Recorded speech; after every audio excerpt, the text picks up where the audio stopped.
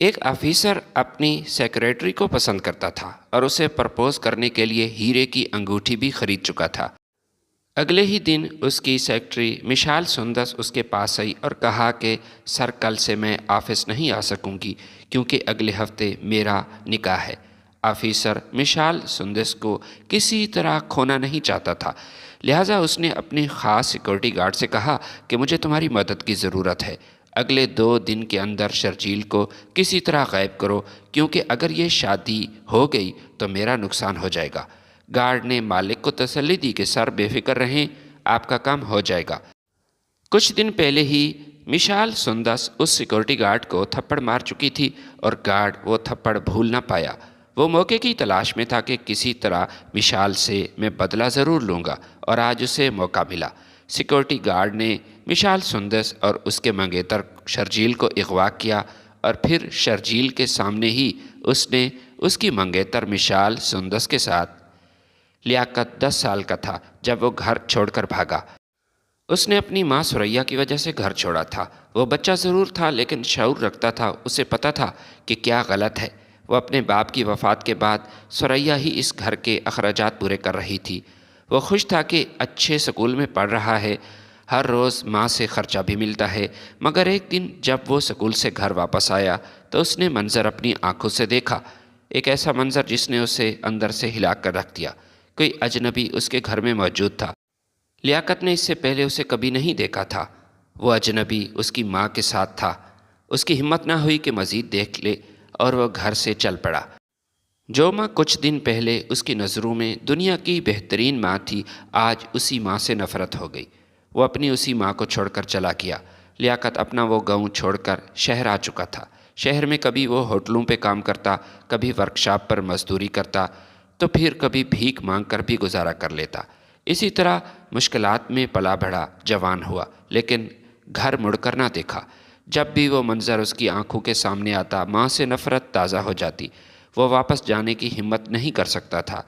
لیاقت کی قسمت اچھی تھی کہ اسے نعیم صاحب جیسا شفیق انسان مل گیا۔ نعیم صاحب ایک بزنس مین ہونے کے ساتھ ساتھ سوشل ورکر بھی تھے اور دل کے بہت کھرے انسان تھے۔ اکثر وہ غریب محتاج لوگوں کی مدد کرتے۔ پچھلے کئی سال سے اس نے 50 غریب خاندانوں جوڑوں کی شادی بھی کی اور لڑکیوں کے جہیز کا سامان بھی مہیا کیا۔ یہی وجہ تھی کہ نعیم صاحب کو اللہ نے بہت نوازا تھا۔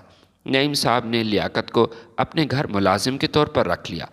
اس کی کوشش تھی کہ لیاقت پڑھ لکھ جائے، لیکن جب اس نے دیکھا کہ لیاقت پڑھائی میں بالکل دلچسپی نہیں لیتا تو گھر میں چھوٹے موٹے کاموں کے لیے اسے رکھ لیا۔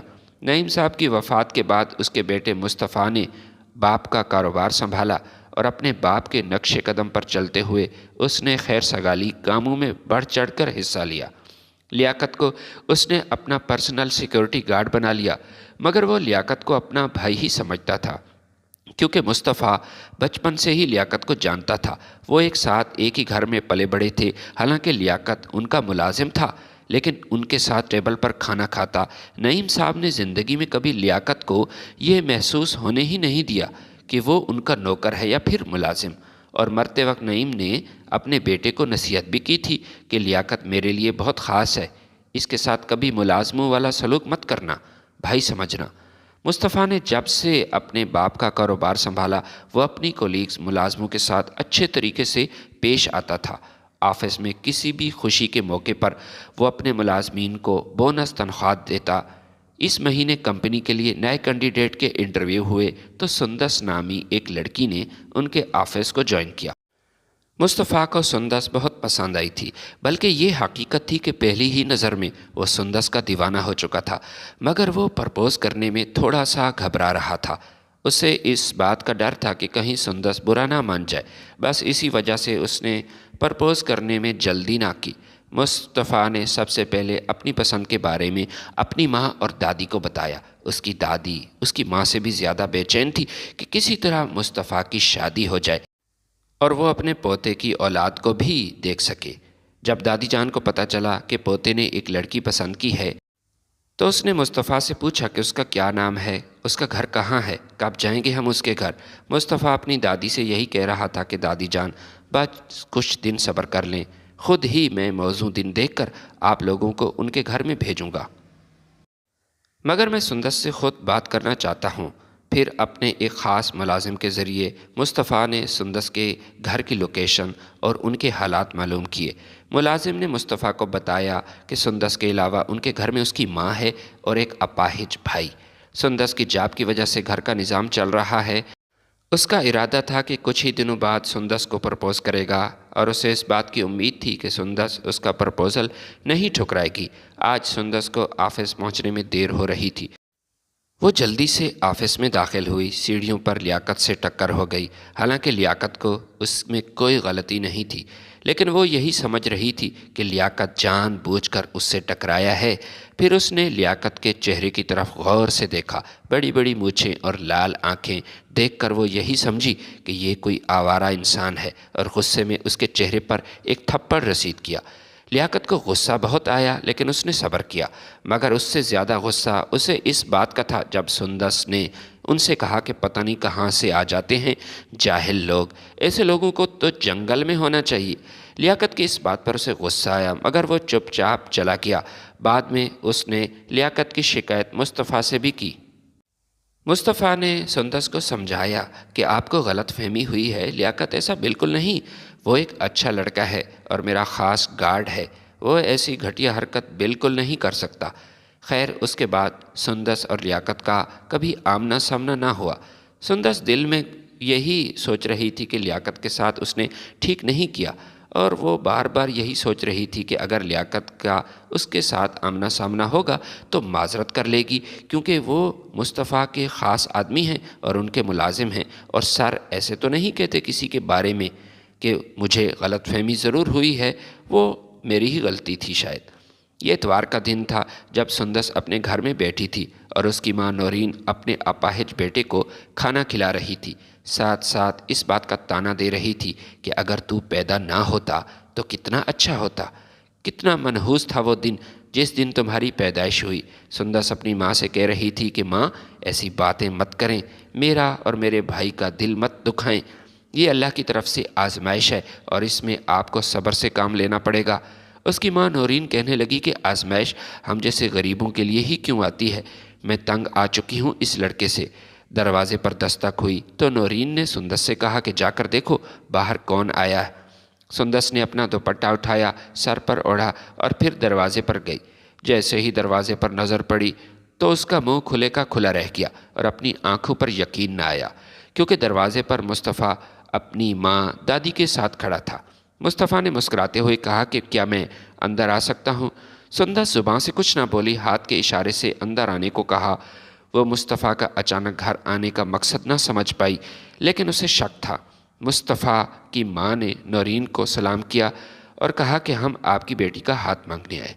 अपने बेटे मुस्तफ़ा के लिए हमें आपकी बेटी पसंद है। ये सुनकर नौरीन खामोश रही, कोई जवाब ना दिया।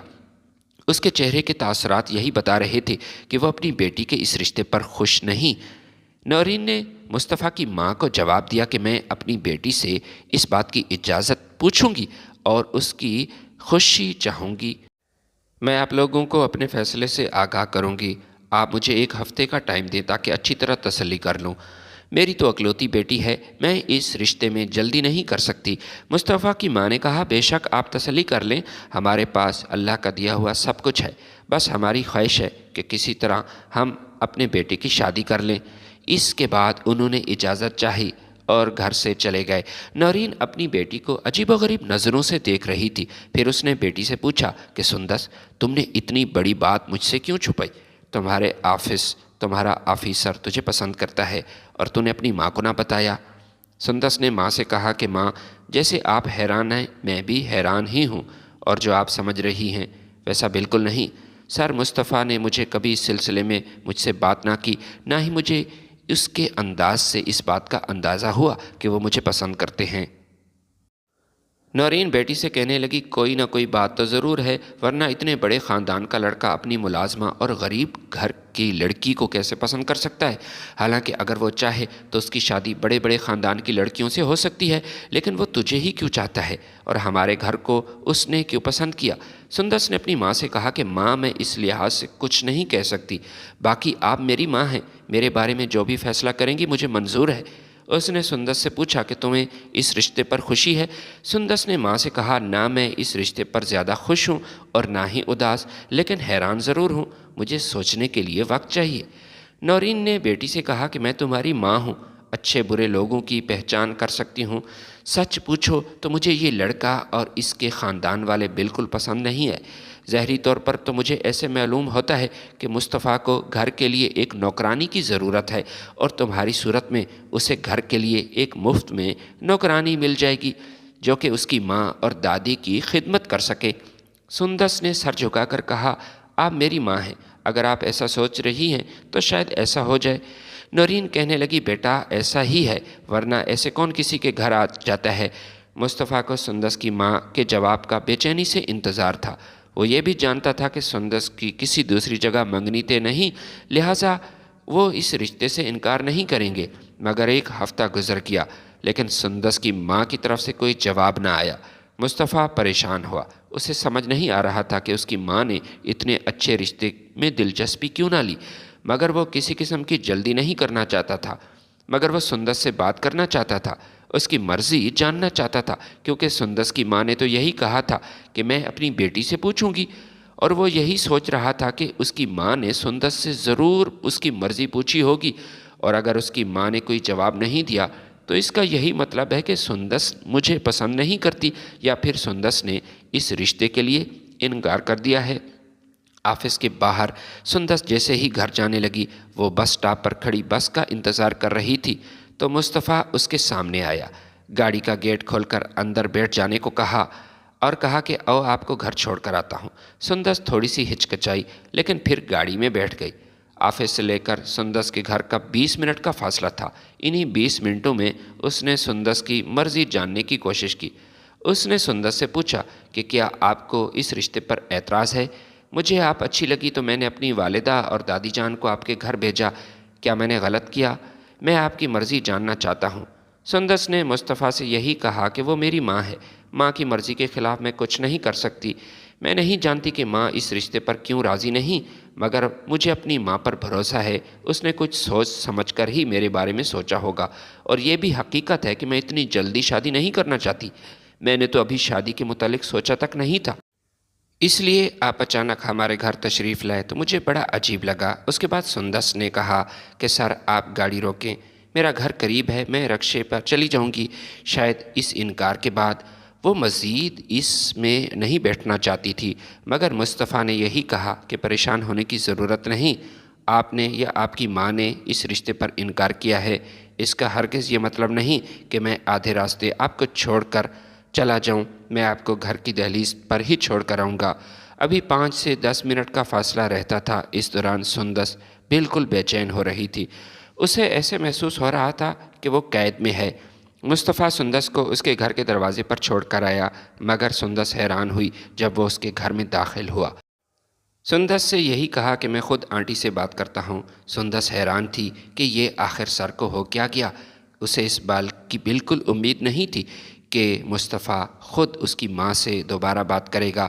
مصطفیٰ نے سندس کی ماں سے یہی کہا کہ آپ کو کس بات کا خدشہ ہے؟ کیا آپ یہی سمجھتی ہیں کہ میں آپ کی بیٹی کو خوش نہیں رکھوں گا؟ اگر ایسی آپ کی سوچ ہے تو بالکل غلط ہے۔ آخر مجھ میں ایسی کون سی کمی ہے جو آپ نے انکار کیا؟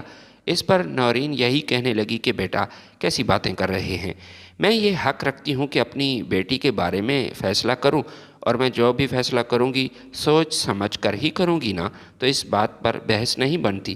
ویسے بھی اگر میں اپنی بیٹی کی شادی ابھی کر لوں تو گھر کا کیا ہوگا، اس کے اپاہج بھائی کا کیا بنے گا، میں اکیلی رہ جاؤں گی۔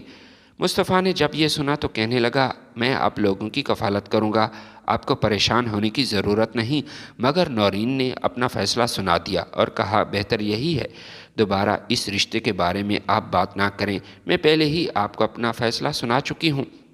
اس کے بعد مصطفیٰ واپس جانے لگا، لیکن جاتے وقت اس نے سندس کی ماں سے یہی ضرور کہا کہ مجھ سے بہتر آپ کی بیٹی کے لیے کوئی لڑکا بھی نہیں ہو سکتا۔ اس کے بعد مصطفیٰ نے سندس سے اس سلسلے میں کوئی بات نہ کی اور نہ ہی اس سے کسی قسم کی بات چھیڑی۔ اسے خدشہ تھا کہ یہ کہیں آفس نہ چھوڑ دے اور جاب چھوڑ کر چلی نہ جائے، تقریباً 20 دن بعد ایک دن سندس مصطفیٰ کے پاس آئی اور کہا سر مجھے 2 ہفتوں کی چھٹی چاہیے۔ مصطفیٰ نے پوچھا کہ خیریت تو ہے؟ اس نے بتایا کہ اگلے ہفتے میرا نکاح ہے۔ یہ سن کر مصطفیٰ حیران ہوا لیکن اس نے سندس سے کچھ نہ کہا۔ مصطفیٰ نے سندس کو چھٹی دے دی لیکن اس کے بعد اس نے اس بات کا پتہ لگایا کہ آخر سندس کی شادی کس کے ساتھ ہو رہی ہے، اور سندس کے چہرے سے بھی ایسے ہی محسوس ہوتا تھا کہ وہ اپنی ماں کی مرضی کے مطابق اپنا فیصلہ نہیں کرتی، بس ماں کی مرضی پر چل رہی ہے۔ اس نے اپنے خاص گارڈ لیاقت سے بات کی اور کہا لیاقت، تیرا مالک آج تیرے ذمے اہم کام لگانے والا ہے۔ میرے آفس میں کام کرنے والی ایک لڑکی سندس ہے، اس کی شادی ہو رہی ہے۔ پتہ لگاؤ اس کی شادی کس کے ساتھ ہو رہی ہے، وہ لڑکا کہاں رہتا ہے، کیا کرتا ہے، مجھے ساری ڈیٹیل چاہیے۔ لیاقت نے اپنے مالک سے کہا کہ پریشان ہونے کی ضرورت نہیں، آپ کو ساری ڈیٹیل مل جائے گی۔ پھر لیاقت نے معلوم کر کے بتایا کہ سندس کی شادی شرجیل نامی ایک لڑکے سے ہو رہی ہے، کافی امیر لڑکا ہے۔ اس نے سندس کی ماں کو قائل کر لیا۔ میں نہیں جانتا کہ کیسے قائل کیا، لیکن سندس کی ماں شاید لالچ میں آ گئی ہے۔ مصطفیٰ نے اپنے ملازم سے کہا کہ یہ شادی کسی بھی صورت نہیں ہونی چاہیے۔ لیاقت ابھی تک سندس کا لگا ہوا وہ تھپڑ نہیں بولا تھا، لہٰذا اس نے دل میں یہی سوچا کہ اچھا موقع ہے بدلہ لینے کا۔ سر بے فکر ہو جائے، یہ شادی نہیں ہوگی۔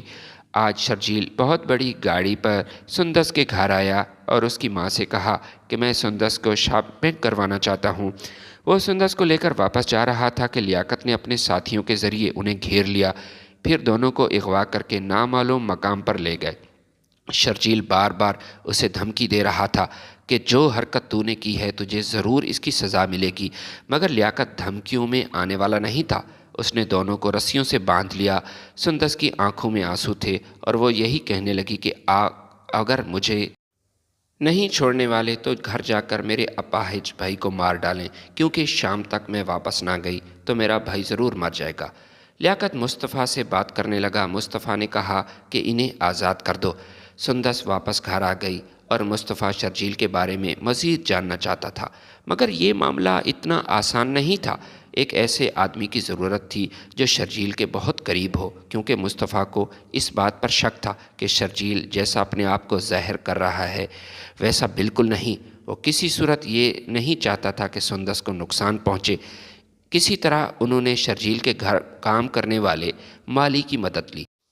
وہ پچھلے 2 سال سے شرجیل کے گھر کام کر رہا تھا اور اس کی حقیقت سے واقف تھا۔ مالی نے انہیں بتایا کہ اس سے پہلے یہ کئی شادیاں کر چکا ہے، یہ شادی کے نام پر لڑکیوں کی خرید و فروخت کرتا ہے۔ اس نے اس بات کی پیش گوئی کی کہ شادی سے 2 دن پہلے یہ اپنے گھر میں ایک پارٹی کا انعقاد کرے گا، جس میں یہ اپنی ہونے والی دلہن کو اپنے دوستوں کے ساتھ ملائے گا۔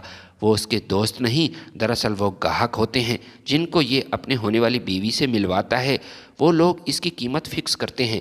یہ سن کر مصطفیٰ حیران ہوا اور اس حقیقت سے آگاہ ہو چکا تھا کہ نورین کی ماں کی نیت خراب ہے۔ وہ شرجیل کی حقیقت جاننے کے باوجود بیٹی کو جہنم میں دھکیل رہی ہے۔ مالی نے جو بات بتائی وہ حقیقت پر مبنی تھی، کیونکہ ٹھیک نکاح کے 2 دن پہلے شرجیل سندس کو اپنے ساتھ لے گیا۔ سندس کی ماں بھی ان کے ساتھ تھی۔ اس نے یہی کہا کہ میں نے اپنے گھر میں ایک پارٹی کا اہتمام کیا ہے، دوستوں کو بھی دعوت دی ہے۔ بنگلے پر پہنچتے ہی اس نے سندس کو نئے کپڑے دیے اور کہا پہن کر مہمانوں کے سامنے آ جاؤ۔ سندس نے جب یہ سنا تو کپڑے دیکھے اور ماں سے یہی کہا کہ یہ آدھے برہنہ کپڑے میں کیسے پہن سکتی ہوں۔ ماں اسے سمجھانے لگی کہ یہ آج کل کا فیشن ہے اور پریشان ہونے کی ضرورت نہیں۔ سندس نے ماں کے کہنے پر وہ کپڑے پہنے اور پھر ایک ایک کر کے اس نے اپنے تمام دوستوں کے ساتھ سندس کو ملوایا۔ اشاروں میں ہی سندس کا ریٹ بھی لگ چکا تھا۔ شرجیل سمجھ رہا تھا کہ وہ اپنے مقصد میں کامیاب ہے اور اس کی لالچی ماں بھی اتنا بڑا گھر دیکھ کر بیٹی کا سودا کر چکی تھی کہ مصطفیٰ وہاں پولیس کو لے کر آیا۔ اس کے گھر پر اچانک چھاپا لگایا۔ مصطفیٰ کے پاس شرجیل کے بارے میں ٹھوس ثبوت تھے کہ اس نے کتنی لڑکیوں کے اپنے جال میں پھنسایا، شادی کے نام پر انہیں دھوکہ دیا، نہ ہی گھر رہا نہ ہی گھاٹ کے، اور وہ مجبوراً بڑے بڑے ہوٹلوں میں دھندے کرنے پر مجبور ہوئیں۔ سندس کی قسمت اچھی تھی کہ ایک احساس کرنے والا، کوئی اسے چاہنے والا تھا۔ موقع پر شرجیل کو گرفتار کیا گیا اور اس کے وہ گاہک جو دوستوں کی شکل میں آئے تھے ان کو بھی پکڑا گیا۔ عدالت میں ثبوت پیش کیے گئے اور گواہ بھی شرجیل کا تعلق بہت بڑے گینگ سے تھا، اس بات کی گواہی ملی تھی۔ تقریباً 20 لڑکیوں کو وہ شادی کے نام پر دھوکہ دے چکا تھا اور پھر ان کو آگے فروخت کر چکا تھا، اور اب سندس کی باری تھی۔ مصطفیٰ نے سندس اور اس کی ماں کو گھر چھوڑا۔ رات کو سندس اپنی ماں سے یہی پوچھ رہی تھی کہ ماں، آپ شرجیل کی حقیقت سے واقف تھی؟ اس کی ماں خاموش تھی، وہ مکمل طور پر خاموش رہی۔ اگلی صبح سندس آفس میں آئی، اس کی نظریں جھکی تھی اور تھکاوٹ بھی بہت تھی، جیسے ساری رات نہ سو سکی ہو۔ اس نے سر جھکا کر کہا، سر، آپ مجھ سے شادی کرنا چاہیں گے؟ اگر آپ مجھ سے شادی کرنے کے خواہش مند ہیں تو کل اپنی ماں اور دادی کو ساتھ لے کر گھر تشریف لیں۔ یہ میرا فیصلہ ہے، میری ماں کا نہیں، اور مجھے زندگی میں اپنا فیصلے کرنے کا حق ہے۔ یہ کہہ کر سندس واپس چلی گئی۔ مصطفیٰ کے چہرے پر مسکراہٹ تھی جو کہ وقت گزرنے کے ساتھ ساتھ بڑھ رہی تھی۔ اسے اس بات کی خوشی تھی کہ سندس نے اپنی زندگی کا خود فیصلہ کیا۔ سندس گھر واپس آئی تو ماں نے کہا، کیا ہوا، اتنی جلدی کیسے واپس آ گئی؟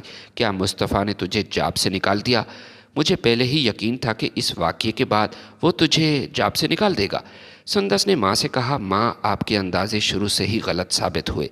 پہلے مصطفیٰ کے بارے میں آپ کا اندازہ تھا کہ وہ اپنی دادی اور ماں کے لیے مجھے نوکرانی کے طور پر گھر رکھنا چاہتا ہے، حالانکہ یہ بات غلط تھی۔ آپ تو اپنی بیٹی کے لیے ایک اچھا گاہک تلاش کر رہی تھی، اور شرجیل کی صورت میں آپ کو وہ گاہک مل بھی گیا تھا۔ میں آپ سے ایک بات پوچھنا چاہتی ہوں، کیا میں آپ کی سگی بیٹی نہیں؟ کیا میں آپ کا اپنا خون نہیں؟ اس کی ماں خاموش تھی۔ سندس نے یہی کہا کہ سر، مصطفیٰ نے مجھے پرپوز کیا تھا تو میں اپنا جواب سنا کر اسے آئی ہوں۔ کل اس کی ماں اور دادی ہمارے گھر آ رہے ہیں۔ آپ مجھ پر ایک احسان کیجیے گا اور اس رشتے کے لیے اپنی رضامندی ظاہر کیجیے گا۔ ماں نے جب یہ سنا تو ہاتھ جوڑ کر معافی مانگنے لگی، کہنے لگی، بیٹی، میں غلط تھی۔ تمہارے باپ کی وفات کے بعد میں غلط راستے پر چل پڑی اور مجھے راستہ دکھانے والا کوئی بھی نہیں تھا۔ بیٹی، میں تمہارا شکریہ ادا کرتی ہوں کہ تو نے ماں کو غلط صحیح بتایا، ہو سکے تو مجھے معاف کر دینا۔ اگلے دن مصطفیٰ اپنی ماں اور دادی کے ساتھ سندس کے گھر آیا اور پھر رشتے کی بات ہوئی۔ مصطفیٰ بہت خوش تھا کہ اسے ایسی ساتھی ملی جیسی وہ چاہتا تھا۔ مصطفیٰ نے اس کے بھائی کا علاج بھی کروایا اور اس کی ماں کو اپنی ماں کا درجہ بھی دیا۔ آج 15 سال بعد لیاقت کو اپنی ماں کی یاد آئی۔